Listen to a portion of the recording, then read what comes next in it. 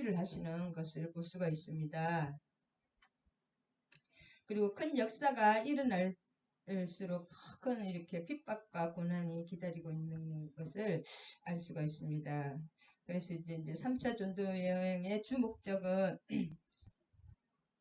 교회들을 격려하기 위한 3차 전도 여행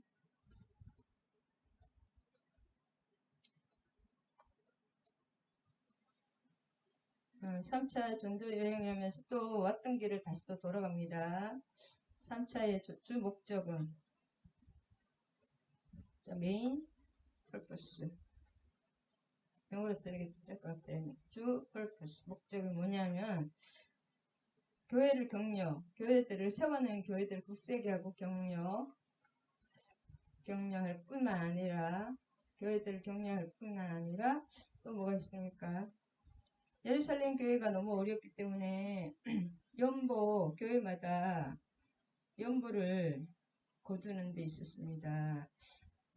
하나님의 나라는 안에 형제들이끼리 하나이기 때문에 그 연보 7교회에서 연보를 거둬서 다 우리 다 같이 이제 가게 됩니다. 할렐루야. 그 목적이 있습니다. 3차 전도 여행의 목적은 연보도 있다. 교회를 세우는 것만 있는 것이 아니라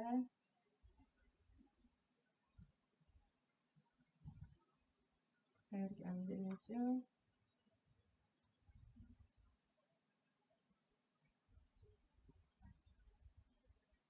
눌러야 됩니다. 3차 전도여행 목적 교회를 세우는 것이 있다. 이 그림을 조금 보면 이제 3차 전도여행은 2차에 갔던 거 그대로 갔다가 다시 또 그 마게도니아 고린도까지 가서 고린도에서 다시 꺾어서 계속 돌아오면서 이제는 이쪽 그 소아시아 쪽은 가지 않고 여기서 밀레도를 거쳐서 배를 조금 탔다가 다시 여기 어디요? 여기 이쪽에서 바로 시돈으로 옵니다. 시돈. 그래서 시돈항이 굉장히 중요한데 아까 그거 두란노에서 제자들을 따로 세우고 이제 그 3차에 제일 중요한 것은 에베소 교회에서 제자들을 세워서 에베소 7교회를 다 세우는 과정입니다. 그래서 7교회를 제가 찾아놨는데 12번 에베소에서 두란노 서원에서 강론을 매일 하면서 모든 그 소아시아 7교회를 세우는 과정에 보면 지금 이렇게 골로새 교회 터만 남아 있습니다. 그 다음에 어떤 교회를 세웠냐면 빌라델비아 교회 지금 이렇게 유물이 남아 있습니다. 빌라델비아 교회를 세웠고 오늘까지도 있고 아까 골로새는 했죠. 그 다음에 사대교회 사대교회도 이렇게 굉장히 지금 터가 이쪽에 남아있는데 지금 이 정도 2000년 전이면 지금 봐도 이렇게 멋지잖아요. 사대교회를 세웠고 그다음에 두아디라 교회가 두아디라 교회 라우디라 교회가 먼저 나오네. 그 두아디라 교회의 유적터가 이렇게 남아 있습니다. 그 다음에 이제 라우디게아 교회를 해야 되는데 이제 계시록에 보면 라우디게아 교회에서 너희가 안약을 사서 눈에 바르고 금을 사서 그런 거 있잖아요. 그 다음에 너희가 뜨겁지도 차지도 않다. 뜨겁든지 차든지 하라. 내가 뱉어버릴까 하노라 하는데 근데 실제로 라우디게아 교회에 터도 있습니다. 이렇게 터가 있고 유적도 있는데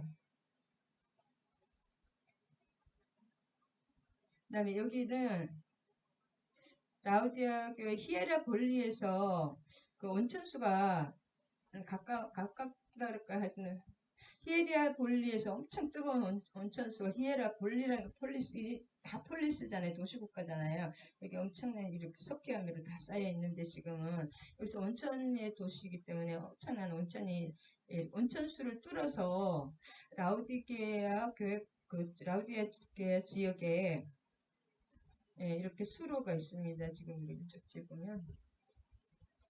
그래서 히에라볼리에 보면 이게 이렇게 수로를 뚫어서 그 히에라볼리의 온천수를 라우디게아 교회 그쪽 지방으로 이렇게 먹었다 합니다. 근데 오는 동안에 그 펄펄 끓는 물이 미지근해져가지고 차지도 덥지도 않고 그렇게 된다고 합니다. 먹기가 참 힘든 물이 된다고 합니다.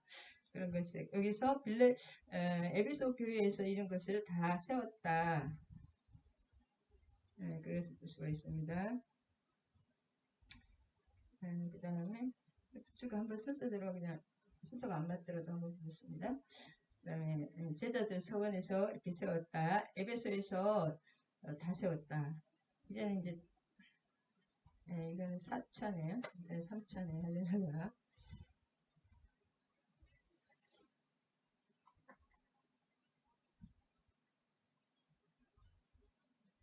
그래서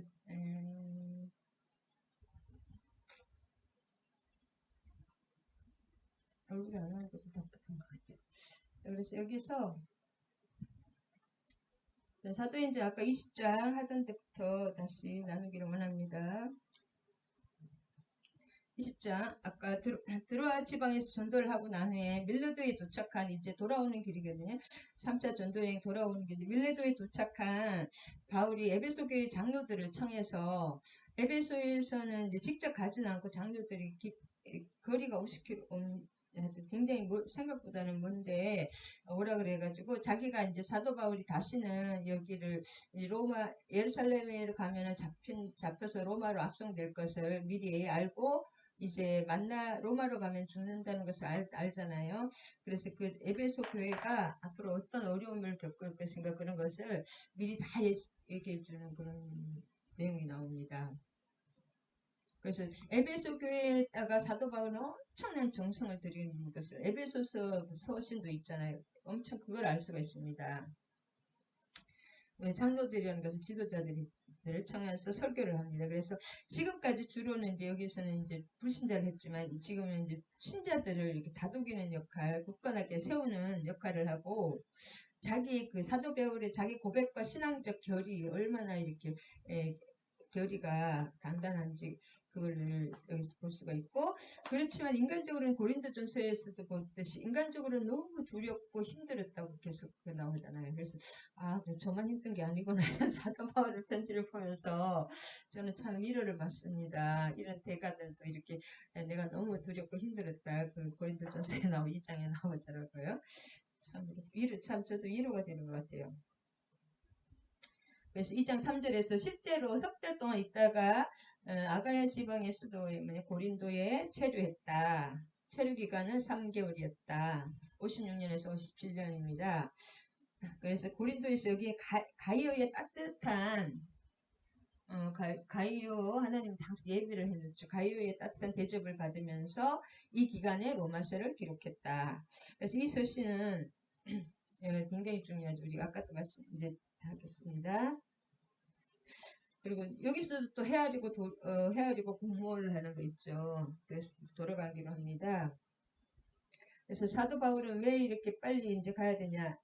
6월절을 예루살렘에서 6월절 명절을 보내는 모든 사람들이 6월절로 가기 때문에 그 명절을 같이 보내기 위해서 그 명절 6월절 순례선 그 배가 있었기 때문에 그 배가 떠는 시간이 있었거든요. 6월절에 맞춰서 그것을 타려고 했다고 합니다. 18장 18장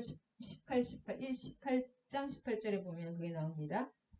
그런데 그 사도 바울을 박해했던 유대인들이 이미 그 배에다가 사도 바울을 죽이기 위해서 다 이렇게 계획을 짜놨기 때문에 계획을 세우고 여차하면 또 물에 빠뜨려 죽일 계획까지 다 짜놓기 때문에 그래서 훨씬 늦지만 육로를 통해서 사도 바울 혼자 육로를 통해서 가는 것을 볼 수가 있습니다. 마케도니아를 거쳐서 공모 필사적으로 생명을 노리는 필사적인 음모가 있었죠. 이때부터 이 사람들이 끝까지 이제 죽이는 데까지 죽이려고 했는데 하여튼 그렇게 감옥으로 들어가는 거죠. 죽지는 못하고 그래서 아시아까지 함께 가는 베레와 사람 브로야드 소바도와 데살로니가 사람 아리스도고 데살로니가 교회 아리스도고 그 다음에 베레아의 소바드 도베 교회의 가이오와 디모데 아시아 두기고와 드로비모 이렇게 해서 이 7사람이 나오거든요. 4절에 이 7사람 지난 2년 동안 이방 교회들이 예루살렘 교회의 궁핍한 성도를 구제하기 위해서 연보를 보냈던 것들을 2년 동안 연보 보낸 걸 다 맡아가지고 그 사명을 가지고 왜냐하면 예루살렘 교회가 그래도 본교회기 그 뭐랄까 원 기초 교회이기 때문에 그 교회를 살려야 되잖아요. 그래서 교회의 각 교회의 대표자들이 다 가는 것입니다. 그래서 대표자들이 그래서 디도가 누가의 형제였다는 그런 학설이 있습니다. 그래서 여기 디도가 이름이 안 나오잖아요. 그래서 누가 자신이 고린도 교회의 연보 수령을 위해서 디도와 함께 파견된 것으로 학자들은 파악하고 있습니다. 이걸 쓰는 사람이 지금 누가죠. 그래서 자기 이름을 이제 뺄 수도 있고 그렇습니다. 그래서 이 7인 7국교회의 이 7 그 연보 담당자들이 같이 여행을 하게 되는 것입니다. 바울은 그의 활동의 절정기에 여러 수행원들에 둘러싸여서 예루살렘으로 가는 마지막 그 여행을 하게 됩니다. 그래서 저는 그래도 하나님이 배려 같아요. 얼마나 앞으로 이제 감옥에서 계속 외롭게 지내겠는데 그들은 먼저 가서 드로아에서 우리를 기다리더라. 그래서 7인보다 이 사람 7사람보다 아까도 말씀드리겠지만 배에서는 이미 그 사도 바울을 죽이기 위한 그런 계획이 플랜이 실행되고 있었기 때문에 그 사실을 알고 사도 바울은 따로 가는 것입니다. 왜 따로 기왕이면 같이 가죠. 배멀미를 해서 안 갔다 그런 말이 그거는 말도 안 되는 소리고 후에 드로아로 가기로 여정을 짠다. 왜냐하면 죽이려는 그 계획이 있기 때문에 그 다음 6절에 보면 우리는 무교절 후에 빌립보에서 배로 떠나 닷새 만에 드로아에 있는 그들에게 가서 이래를 머물더라. 이제 6절이죠. 그래서 원래 그 16장 11절에 보면 빌립보에서 드로아까지는 이틀이 걸렸다고 되어 있거든요. 그 16장 11절에 보면 그래서 여기 닷새가 걸렸잖아요. 이래를 닷새 만에 드로아에 도착했다는 것은 그래서 왜냐하면 항해가 순조롭지 않았다. 이 바다라는 것은 항상 이렇게 역행하는 그 역풍으로 항해가 이틀 만에 갈 걸 5일 만에 갔다 참 이렇게 힘들다는 거 이런 걸 하나하나 보면 알 수가 있습니다. 그 다음에 7절에 보면 첫날에 우리가 떡을 때려 모였더니 바울 이게 굉장히 중요해요. 이튿날 여기서 이제 처음으로 이게 나오는데 이 주간의 첫날이라는 이게 굉장히 중요합니다. 이제 그 신약 교회의 그 주일 예배가 처음으로 이렇게 제대로 되는 것이 7절이거든요. 안식 후 첫날이라고 했잖아요. 그 주간의 첫날 안식 다른 성경 버전에 보면 안식 후 첫날이라고 되어 있는데 초대 그 교인들도 유대인들 같이 처음에는 안식일에 모였지만은 이제는 주일날에 예배를 드리기로 모였다는 사실이 이렇게 중요한 증거가 이 7절입니다. 21장 7절. 20장 7절인가요? 20장 7절인가요? 21장 7절인가요? 20장 7절에 그래서 이제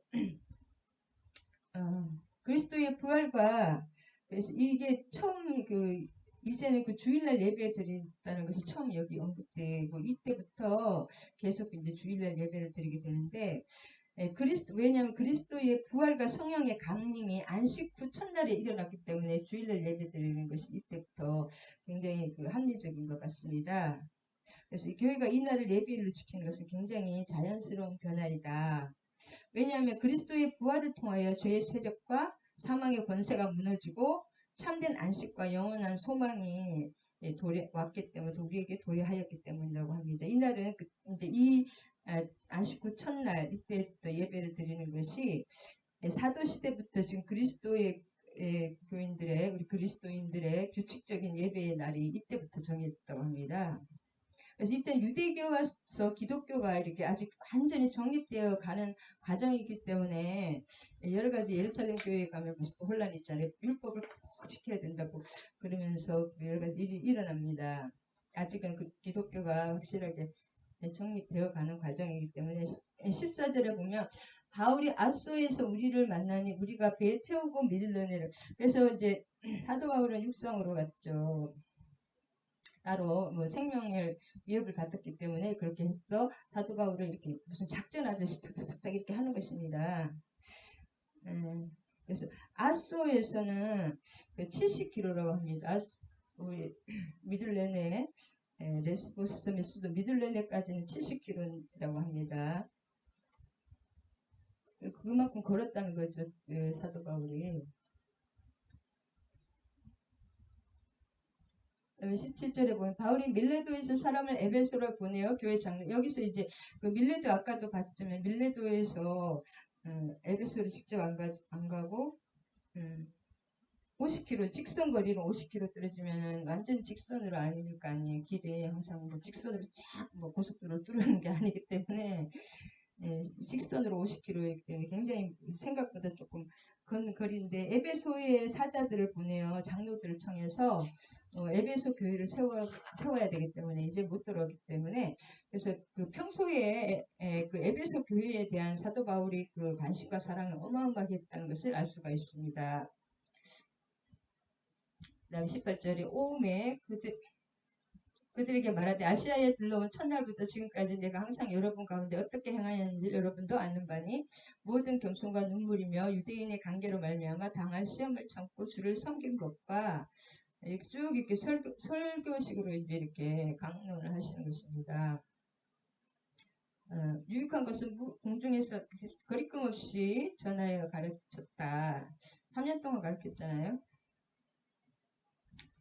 그래서 계속 이렇게 쭉 그렇게 좋은 말 이거 쭉 읽고 성령에 매여서 나는 이제 성령에 매여 예루살렘에 가는데 거기서 무슨 일을 당할지 알지 못한 안 좋은 일을 당할 수 있다는 것을 다 지금 몇 번 빌립 집사의 내 딸들과 뭐 아가본과 그 사람 계속 얘기했죠. 그래서 본인도 감동을 많이 받았고 보라 이제 내가 성령에 매여 성령이 각성해서 내게 증언하여 결박과 환란이 나를 기다린다 하니 가는 데마다 빌립 집사의 그 가이사랴에서는 그 빌립 집사야 있잖아요. 출국 전도자 빌립 집사의 내 딸, 그 예언자 내 딸도 그러고 뭐 거기 유대에서 내려온 자 계속 그 가는 데마다 그 성령이 충만하니까 결박과 환란이 기다린다고 계속 그걸 본인이 예언을 받았죠. 내가 달려갈 길과 주 예수께 받은 사명공 하나님의 은혜의 복음을 전하는 일을 마치려 하면은 나의 생명조차 조금 더 귀한 것으로 여기지 아니하노라.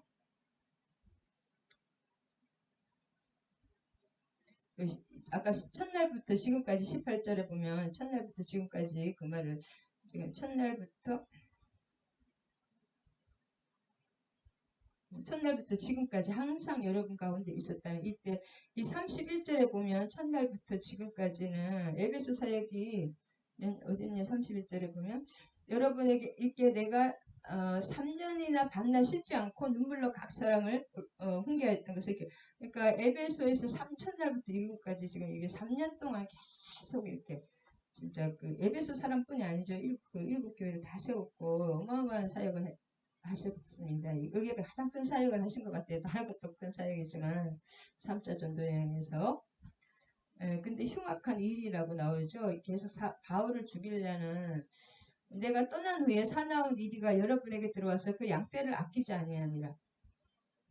그래서 에베소 교회에서 앞으로 어떤 일이 일어날 것인가 진짜 자식을 갓난아이를 나놓고 떠나는 어머니처럼 얘기를 하는 거죠. 유대주의자는 오직 영지주의자들이 거짓된 교리를 가지고 기독교를 전적으로 부인하면서 믿는 사람들을 넘어뜨리는 그 교직 교사들이 에베소 교회로 온다는 것입니다.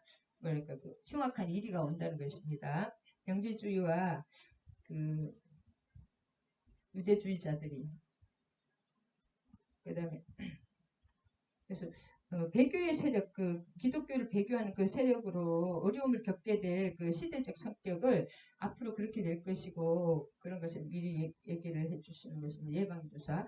또한 여러분 중에서도 제자들을 끌어 자기를 따르게 하고 어그리진 말을 하는 사람들이 일어날 줄을 내가 아노라. 그럼 이 교회 내에서도 제자들을 끌어 자기를 따르게 하려고 어그리진 말을 하려는 에베소 교회 자체에서도 교회를 파괴하는 세력이 있을 것임을 미리 그 감동으로 얘기를 하는 것입니다. 실제로 에베소 교회에서는 그 자칭 사도들이 계속 도착해가지고 니골라당이란 이단이 생겨서 분열을 획책하게 됐어. 이게 목회 딩후 1장 15절, 2장 17절, 계시록 2장 1절에서 7절에 그대로 나오죠. 진짜 성령님은 기가 막히신 것 같아요. 내가 여러분을 주와 그 은혜의 말씀에 부탁하노니 그 말씀이 여러분들을 능히 든든히 세우사 거룩하게 하심을 입은 모든 자 가운데서 기업이 있게 하시리라.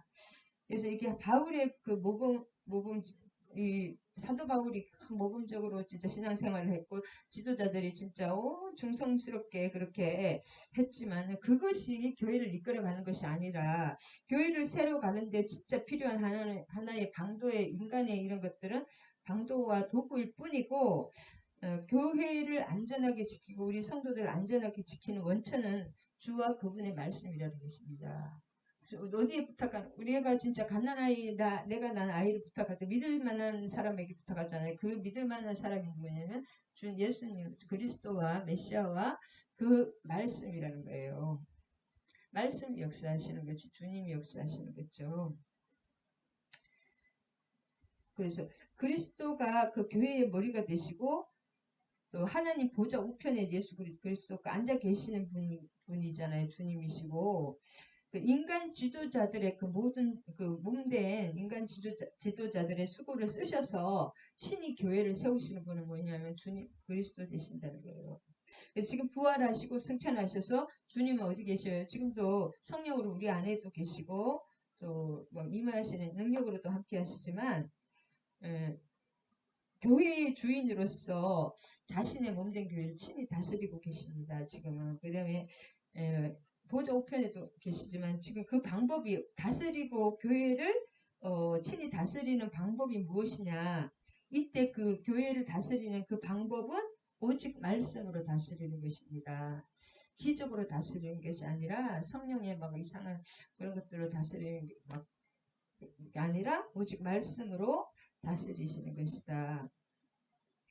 그 말씀이 능력이 있어서 그리스도를 교회를 모든 악의 세력으로부터 지켜주고 거룩하게 서가게 하는 것입니다. 그래서 하나님이 다 일을 하시는 것을 우리 성경을 보면 사람을 중간중간 사용하시지만 하나님이 주체가 되어서 모든 것을 하신다.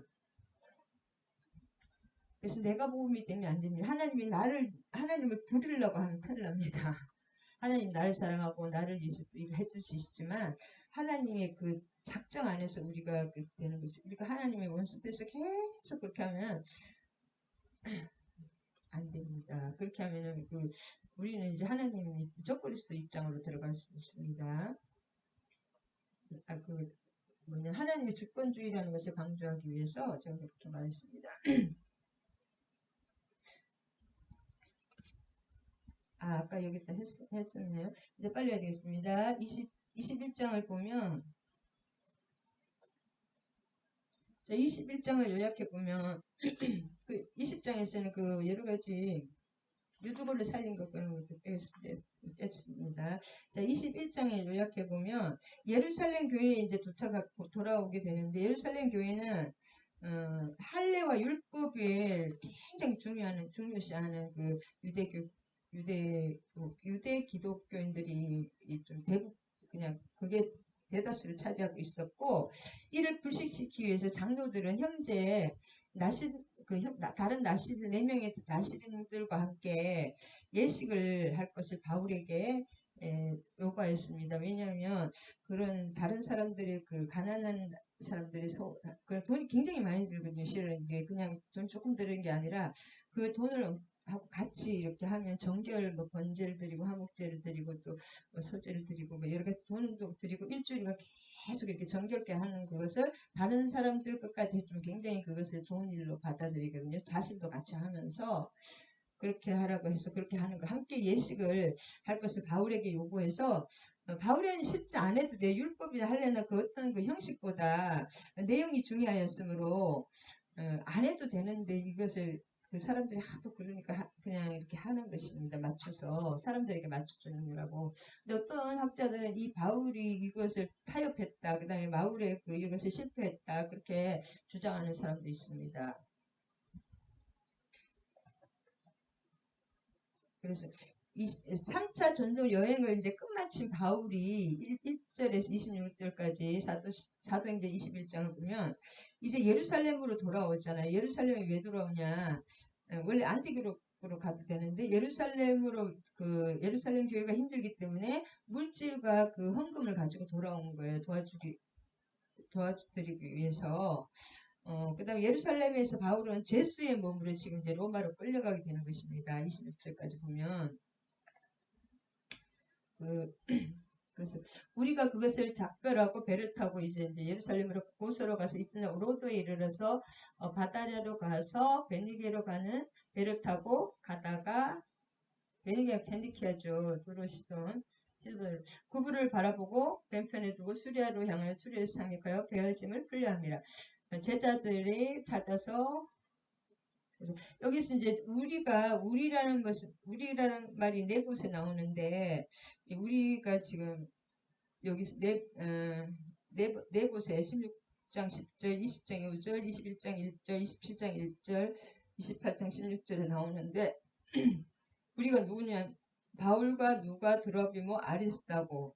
그다음 20장 4절에 여기도 제자들이 성령의 감동으로 이 앞에 20장 4절에도 우리가 나옵니다. 여기 쭉 나오죠. 여기 가이오 이 사람들 다 치는 것입니다. 20장 4절에 아시아로 그래서 여기 소바더 세 군도 가이오 디모데 두기고 드로비모 아리스다고 그 다음에 플러스 몇몇 누구 이름 안 나온 사람도 있고 그 다음에 그들 밀레도의 우리가 그게 한 사람이 아니라 많다.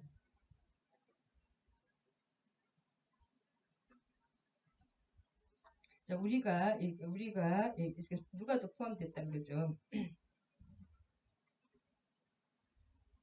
그래서 지금 그 내용입니다. 다른 내용이 아니라 그리고 예루살렘에 이 당시는 베드로와 요한 이런 사람들은 전도를 하러 갔던데 하여튼 밖에 지금 모이지 않고 실제로 예루살렘 교회는 야고보가 예루살렘의 교회의 최고 지도자였습니다. 그리고 예루살렘 이렇게 회의를 할 때 의장이었고 실제로 그 의인 야고보라는 칭호를 유대인 기독교를 믿지 않는 유대인들도 의인 야고 굉장히 그 존경을 받았다고 합니다. 야고보가 의인 야고보라는 이름을 가졌다고 합니다. 요세푸스에 하면 그래서 예루살렘 교회의 최고 수장은 그 야고보였기 때문에 공동체를 잘 지혜롭게 인도하고 그 일반 유대인들에게까지 큰 존경을 받았다고 합니다. 그래서 야고보를 찾아간 거죠. 의장이고 수장이니까. 그래서 야고보가 뭐 다른 최고 수석 장로 최고 책임자였고 그 야고보의 손님 다른 이제 70인의 장로로 구성되는데 예루살렘 교회는 교인이 수만 명이라고 여기 나오죠. 교인이 어마어마하게 많 본교회니까. 그래서 결국은 나사렛 산헤드린이었다고 있을 것이라고 거의 학자들이 나사렛 야고보의 의장으로 한 70인의 장로들로 구성된 산헤드린이었다. 로마 시대잖아요. 이 당시. 그래서 19절에 보면 헌금을 전달하는 것입니다. 헌금을 전달하러 왔다. 바울이 무난하고 하나님이 자기의 사역으로 말미암아 이방 가운데서 하던 일을 낱낱이 인정하는 거죠. 이방에서 막 이렇게 엄청난 사역이 있었고 일이 있었다 얘기를 다 하고 근데 이 사람들은 예루살렘 교회는 이런 걸 감사하게 생각하지 않게 조금 미미하게 생각하는 것 같아요. 왜냐하면 이 예루살렘 교회는 아직도 그 유대 뭐랄까 그 율법주의를 벗어나지 못 넘어서지 못했기 때문에 계속 네가 모세의 그 배반자라고 계속 그렇게 나오고 율법에 대한 율법에 대한 열성을 가진 자라고 나오거든요.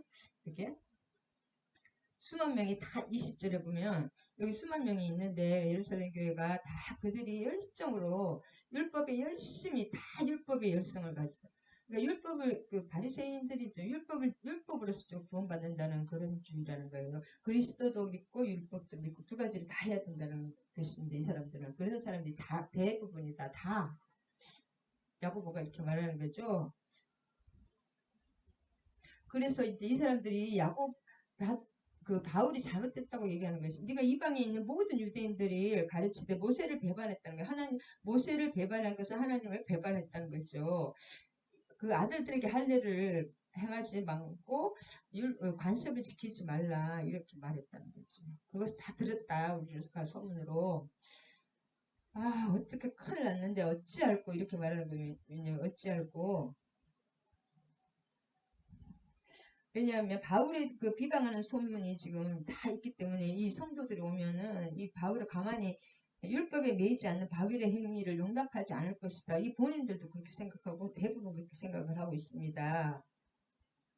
그래서 바울이 그 21절에 보면 바울이 어떻게 했던 그 율법 비방하는 소문이 벌써 이렇게 구체적으로 다 열거했다는 거죠. 할례를 행하지 말고 막 간섭을 지키지 말고 마음대로 해도 구원받는다 이렇게 오해를 모세를 배반했다 이것이 이렇게 알고 있습니다. 이 예루살렘 교회와 그 모든 사람들이. 근데 바울은 율법을 해도 되고 안 해도 되고 그렇게 생각을 얘기를 했잖아요. 갈라디아서 5장 6절이나 고린도전 17장 7장 18절에 보면 실제로 중요한 이 사람들은 이것을 벗어나지 못했기 때문에 결국은 나중에 여기서 사도 바울이 실제 예루살렘 교회를 도와주기 위해서 이렇게 왔는데 그거는 아무 미미하게 생각하고 결국은 이 사람이 바울의 행위를 용납하지 못했어요. 예루살렘 교회조차도. 그래서 이 사람들은 왜냐하면 유대교 전통에 철저한 자들이 좀 많았거든요. 이 부분에. 그랬기 때문에 나중에 이 사람 가이사랴에서 투옥되거든요. 예루살렘에서 가이사랴에서 투옥될 때 이 예루살렘 교회에서 아무 그걸 바울을 도와주는 사람이 한 명 1도 없었다. 그것을 아무도 이렇게 이 사람은 이렇게 변호를 해주면 이게 왜냐하면 이 로마 시대이기 때문에 종교라든지 이런 것은 자치였기 때문에 풀어주라면 풀어주거든요. 근데 이 사람들은 그거에 하나도 오히려 동조하는 사람이 더 많았다. 그걸 알 수가 있습니다. 그러면 어찌할꼬 그래서 그 사람들이 이 바울이 온 것을 들었으면 가만히 안 있다는 거예요.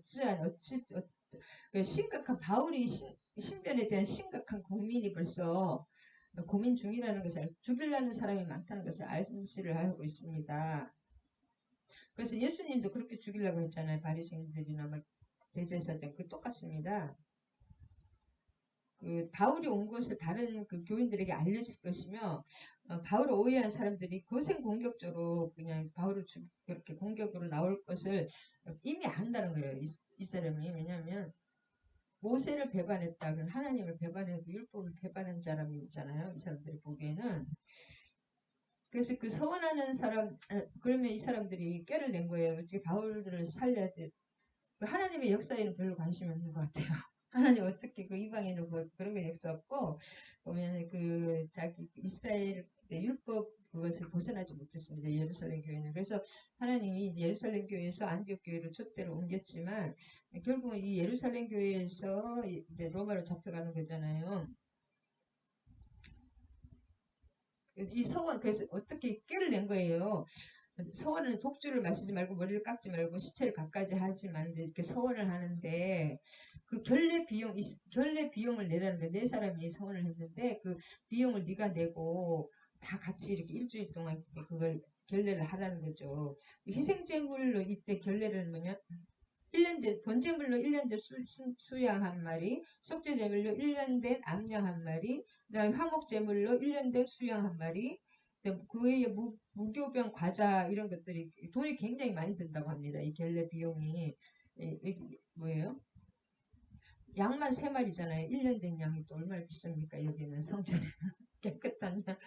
그렇기 때문에 양만 3마리고 양도 보통 양이 아니잖아요. 그 결례용 그런 것을 이 네 사람 것을 다 사도 바울이 이제 돈을 내라는 거예요. 비용 부담을 이렇게 비용 부담을 하는 것을 매우 경건한 행위로 여겨졌습니다. 그래서 아그리파 역사 기록에 보면 아그리파 1세가 가난한 나시린들을 위해서 비용을 제공했다. 그 인기를 얻기 위해서 유대인들의 그 얘기가 있고 그래서 사도 바울은 자기의 재력 이런 게 뭐 지금 뭐 물질을 다 떠났기 때문에 유대인의 환심을 사려고 한 것이 아니라 율법을 부정하는 건 아니잖아요. 율법을 완전히 부정하는 건 아니거든요. 율법 하지 마 이게 아니기 때문에 지키고 있음을 그냥 율법을 부정하지 않는 율법은 조동학문이라고 그러죠. 하나님께 인도하는 유대인들의 한심을 그냥 오해와 노여움 안 걸리면 죽일지도 모르니까 그런 것 때문에 이렇게 한 건데 자, 25절에 보면 주를 믿는 이방인에게 우리가 우상의 제물과 피와 목매에 죽인 것 지금 예루살렘 교회에서 이렇게 한번 옛날에 이렇게 이것만 해라고 목매에 죽인 것 피 이런 것만 하지 말라고 했거든요. 우상의 제물 먹지 말고 목매어 죽인 것만 이렇게 편지를 이렇게 해놓고는 15장 20절에 이거는 그냥 누가가 쓴지 첨가한 거라기도 하는데 하여튼 그렇습니다. 그래서 26절에 어떤 사람은 율법주의와 타협했다 막 그렇게 했는데 사도 바울은 그런 거 자기가 이렇게 율법을 완전히 율법 폐기론자는 아니라는 거 그런 거 보여주기 위해서 그냥 이렇게 한 거니까 사도 바울이 이미 죽을 걸 알고 예루살렘으로 왔잖아요. 일회가 참 일주일이 참에 그 사도 바울과 4명의 소원자가 이 7일간의 결례를 마감할 무렵에 아시아로부터 온 유대인들이라 이때 실제 유대인들은 사도 바울을 잘 몰랐다고 합니다. 그 야고보라든지 좀 그런 사람들은 알지만은 지금하고 다르니까 2000년 전에 막 TV가 있어요. SNS가 있어요.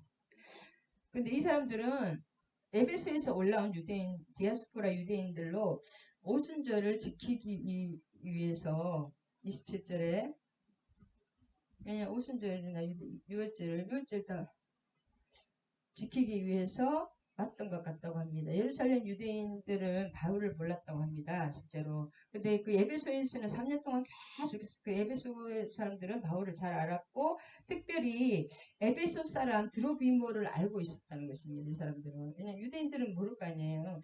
그러니까 이방인이 성전에 들어왔다. 실제 들어오지 않았거든요. 성전에 들어오면 죽이라고 되어 있어요. 이방인이 그 성전 계단 들어올 수 이방인의 바닥까지만 들어올 수 있는데 그런 게 있기 때문에 막 그 율법에 이제 의해서 이렇게 하는 것입니다. 그래서 28장에 이게 왜 이 사람한테는 헬라인을 왜 문제가 되냐 하면 28장에 헬라인 드로비모를 안 데려가 시장에 있었는데 들어왔다고 이 사람들이 막 그렇게 오해를 했는지 일부러 죽이려고 했는지 모르겠지만 이방인들은 본래 이렇게 성전에 들어올 수가 없었고 다만 성전 맨 바깥에 있는 이방인의 위한 장소 마당에 거기만 들어올 수가 있고 이방인의 뜰은 하나님께서 이방인들도 구원하기 위한 그 원하심을 상징하는 건데 이방인의 뜰과 그 성전의 그 뜰과 이 성전 있죠 예루살렘 성전의 뜰과 안뜰 사이에는 담이 있다고 합니다. 그것을 통과하는 그 계단 발치에는 뭐라고 쓰여 있냐면은 안뜰로 들어오는 이방인은 죽임을 당하게 될 것이라는 그 경고문이 쓰여 있다고 합니다. 이방인들과 그 안뜰과 바깥에 그 이방인의 뜰 사이에 들어오는 계단에는 이방인이 들어오면 죽임을 당할 것이라는 그 경고문이 적혀 있었다고 합니다. 이방인을 엄청 안 좋게 생각했잖아요. 이 같은 상황에서 바울이 이방인을 성전으로 데려갔다고 이렇게 말한 거예요. 실제 데려가지 않았는데 죽일 충분한 근거가 돼요. 율법주의들은 충분한 근거가 되었습니다. 그래서 죽이려고 이렇게 한 거고 그 다음에 38절에 이건 좀 복잡한데 역사적인 다 배경이 있습니다. 38절에 내가 소유를 일으킨 4,000명을 거느리고 광야에 갔던 애굽인이냐 이렇게 천부장이 물었거든요. 사도 바울을 이 사람들은 사도 바울을 잘 모릅니다. 그렇기 때문에 그래서 그 애굽인이냐 이 요세푸스에 따르면 AD 54년에 자칭 선지자라고 하는 애굽인이 예루살렘에서 반란을 일으켰는데 그 벨릭스 총독에 의해서 그게 다 이렇게 반란군에 해체가 되었는데 주동자야 그 애굽인이 사라졌기 때문에 그 주동자 애굽인이냐고 바울에게 물어보는 것입니다. 할렐루야.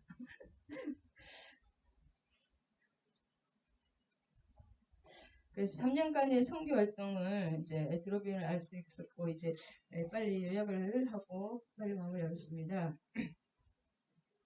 그래서 바울이 이제 변명 22장에 보면 바울이 변명 바울이 변명인데 바울을 이렇게 한마디 해보라고 그랬거든요. 이거 천부장이 네가 어떤 사람이고 사람들이 다 너를 죽이려고 하고 그렇게 하니까 히브리 말로 쭉 이렇게 자기 이 사람이 어느 나라 사람인지 잘 모르잖아요. 말을 해보니까 히브리 말로 하니까 조용했다고 나옵니다. 부형들아 이렇게 설교를 합니다. 변명하다. 그래서 바울의 출생과 성장 내력 3, 4절, 회심 과정 6절에서 16절 어떻게 회심을 하게 됐는가, 그 다음에 이방인의 사도로 소명받게 된 경위 그런 거에 대해서 쭉 이렇게 얘기를 하고 이제 그 사도 바울은 그리스도의 구세주 되심과 하나님이 주권적인 선택을 강하게 설파하고 있습니다. 이 설교의 여파로 더 유대인들이 소동을 일으키고 그 결과 바울은 이제 공회에 서게 됩니다. 그러니까 여기를 간단하게 하면 2장 1절에서 21절까지 뭐냐, 바울이 자신이 어떻게 유대인이 되었는가, 그것을 21절까지 쭉 이렇게 써머리만 하고 있습니다. 떠나가라 나를 이방인에게 보내기를 하셨느니라. 그래서 어떻게 기독교를 개종하게 됐는가, 유대교에서 정통신앙에서 유대교 정통 유대교에서 그 가정, 그 다음에 확고한 개인적 체험을 통해 자기가 어떻게 하나님을 만났고 그런 거 증거를 하였습니다. 그 다음에 21절에 보면 이방인에게도 가라고 이방인에게로 보내리라 하셨다고 하는데, 이방 사람을 구원하는 것은 하나님의 뜻이었고, 구약 성경에도 이미 이방 사람을 구원을 계속 미가서 4장 있죠. 이사야 60장 65장 그 다음에 계속 구약에도 이방인들의 계속 구원이 예언되어 있습니다. 그 다음에 예수님 자체가 이방 사람을 구원에 대해 비유로 말씀하셨고, 마태복음 20장 1절 21장 33절 이하 이렇게. 그리고 바울은 이방인의 사도로 세움을 받았기 때문에 그가 이방인의 사도가 된 것은 전적으로 하나님의 뜻에 의한 것이라는 것입니다. 사람이 하나님의 일은 우리가 순종하는 거지, 내가 막 하고 싶다고 하는 것도 아니고 하나님이 선택하고 이렇게 하나님이 하실 때 순종하는 것이다. 그 다음에 시민권, 그 다음에 여기까지 하겠습니다. 천부장이 대답하여 나는 돈을 많이 천부장이 이제 지금 돈 주고 지금 시민권을 얻었노라. 바울이 이래 나는 나면서 깜짝 놀라죠. 신문 하자던 사람들이. 왜냐하면 로마 시민은 당시 로마 시민이 될 수 있는 길은 부모가 로마 시민일 경우, 그다음에 로마 제국에 큰 공로를 세운 자로 인정된 경우, 그다음에 돈으로 많은 돈을 주고 시민권을 산 경우였더니 이 천부장은 많은 돈을 주고 시민권을 샀잖아요. 헬라인이었는데 헬라인 그리스도인인데 헬라인이었는데 그리스인이었는데 돈 주고 로마의 시민이 된 거죠. 할렐루야. 그 내용을 쭉 읽어보시고 23장 간단하게 요약하겠습니다.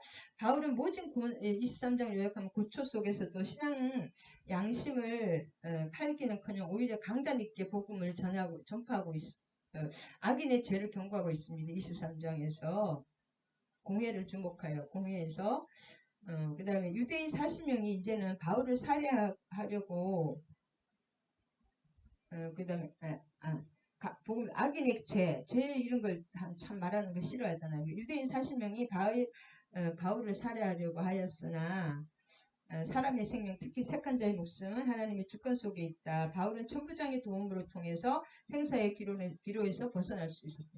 실제로 강한 천부장이 로마에 잡아가지 않았으면 그 유대인들 손에 죽었어요. 바울은. 어떻게 감사해야 되나 어떻게 양심을 따라 23장. 그래서 로마가 바울을 죽은 것이 아니라 유대인들이 바울을 죽은 거죠. 1장에 1절에 보면 양심을 따라 하나님을 섬기는 신앙 양심. 바울은 진정한 신앙이었고 그의 삶의 태도는 하나님과 사람 앞에서 부끄러움이 없는 것이었습니다. 24장 16절에 본인이 말을 하죠. 그 다음에 이 아나니아 이 사람은 굉장히 약한 사람이었는데 대제사장 아나니아는 어떤 사람이 있냐면 네베다이우스의 아들로 대제사장인데 이 당시에 대제사장으로 임명되었는데 그는 일반 제사장들에게 돌아가는 11조를 자기가 다 가르쳤습니다. 왜냐하면 11조 제사장들의 그 월급이잖아요. 먹고야 사니까 레위인들은 그거를 자기가 다 가르치고 자기의 이익을 위해서 폭력과 암살도 서슴지 않았다고 합니다. 이 아나니아가. 그러니까 이 사람은 가짜잖아요. 그 사도 바울이 계속 얘기를 하니까 이제 더 죽이려고 그렇게 하는 겁니다. 회칠한 담이잖아요. 이 사람은. 말이 대제사장이지 강도잖아요. 도둑에다가. 그리고 암살도 서슴지 않았다는 거죠. 폭력과 암살도 자기 이익을 위해서. 그러니까 회칠한 담이라 이렇게 알게 위선자라는 거죠. 그 다음에 이렇게 죽이려고 했는데 사도 바울이 또 6절에 보면 바리새인과 그 뭐예요? 사두개파 사이는 그 굉장한 그 서로 정치 종교적인 우위권 다툼 때문에 역사적으로 알력이 굉장히 심했는데 은근히 이런 다툼은 예수님 시대에도 있었기 때문에 여전히 계속되고 있었고 백성의 입장에서는 사두개파와 바리새파는 정치 경제 종교적으로 백성을 억압하는 세력이었습니다. 그래서 나는 바리새인이요 이렇게 바리새인이라고 해가지고 하니까 이 당시 제사장 이런 사람들 다 사두개파잖아요. 그래도 바리새파가 또 득세도 있으니까 이 바리새인들의 도움을 얻어서 살아나게 됩니다. 나는 바리새인이요. 참 머리가 좋다 그래야 되나요? 참 여기 11절에 보면 그날 밤에 주께서 바울 곁에 서서 이르시되 담대하라 내가 예루살렘에서 나의 일을 증언하여 한 것 같이 로마에서도 증언하여야 하리라. 큰 분쟁이 생긴지 천부장이 바울에게 찢겨질까 하여 군인을 명하여 내려가 무리 가운데 빼앗아 가지고 영내로 들어가.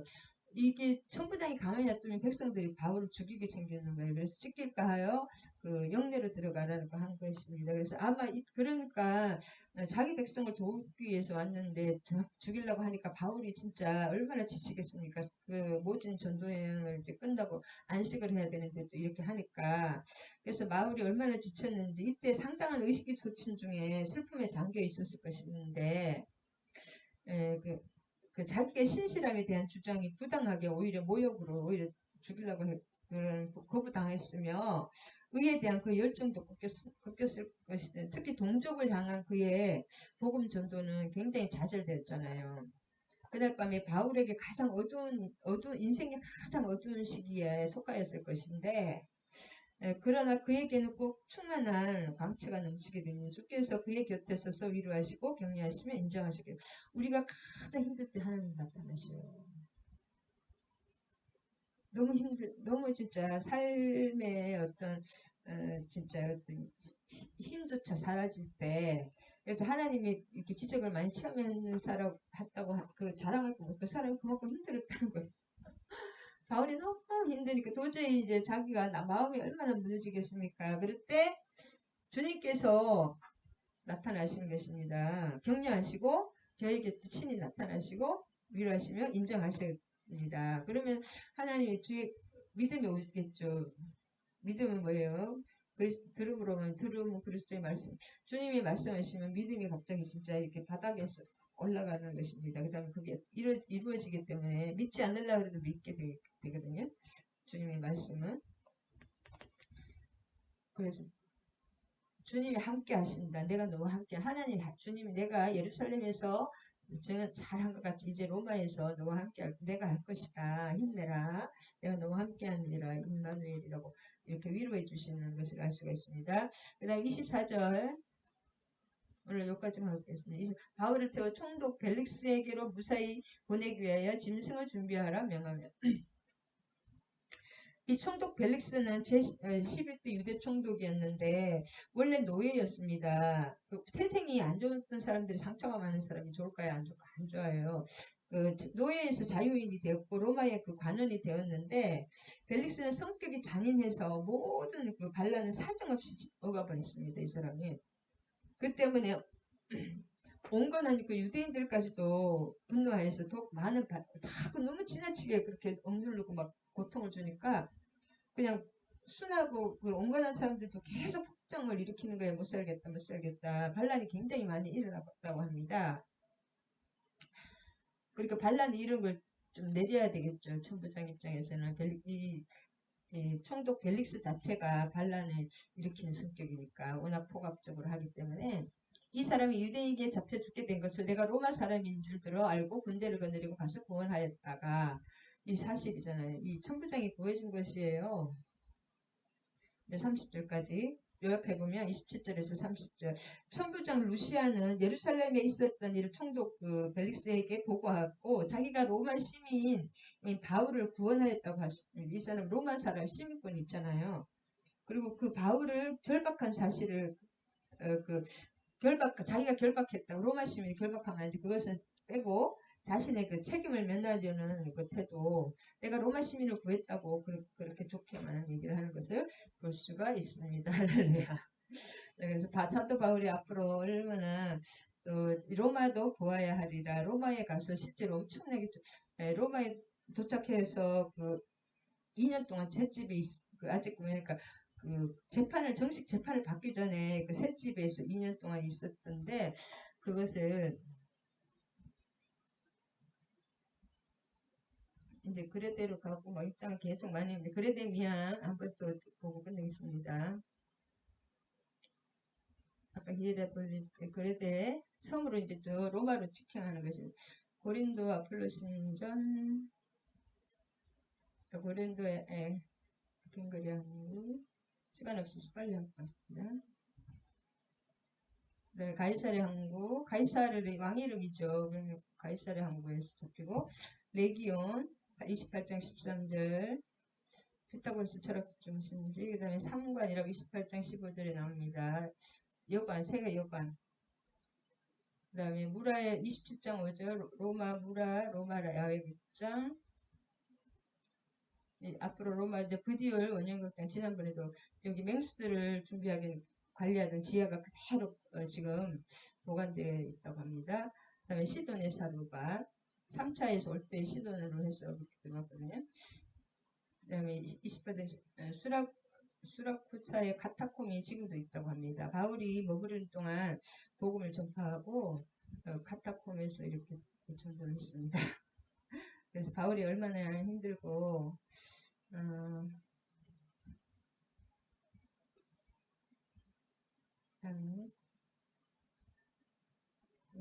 말씀을 알 수가 있습니다. 할렐루야 주님 감사합니다.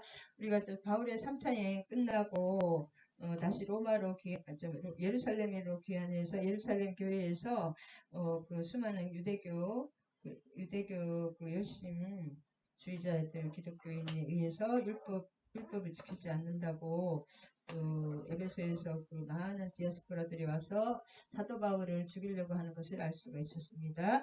그래서 하나님의 그 모든 어려움 속에서도 하나님 주님이 직접 또 낙심될 때 사도 바울을 찾아와서 위로하여 주시고 내가 예루살렘에서 복음을 전한 것 같이 로마에서도 복음을 전하여야 하리라 내가 함께하니라 그렇게 위로해 주시고 큰 믿음을 주시고 또 함께해 주시는 주님을 보았습니다. 우리가 가장 힘들 때 주님이 친히 나타나시는 분인 줄 믿습니다.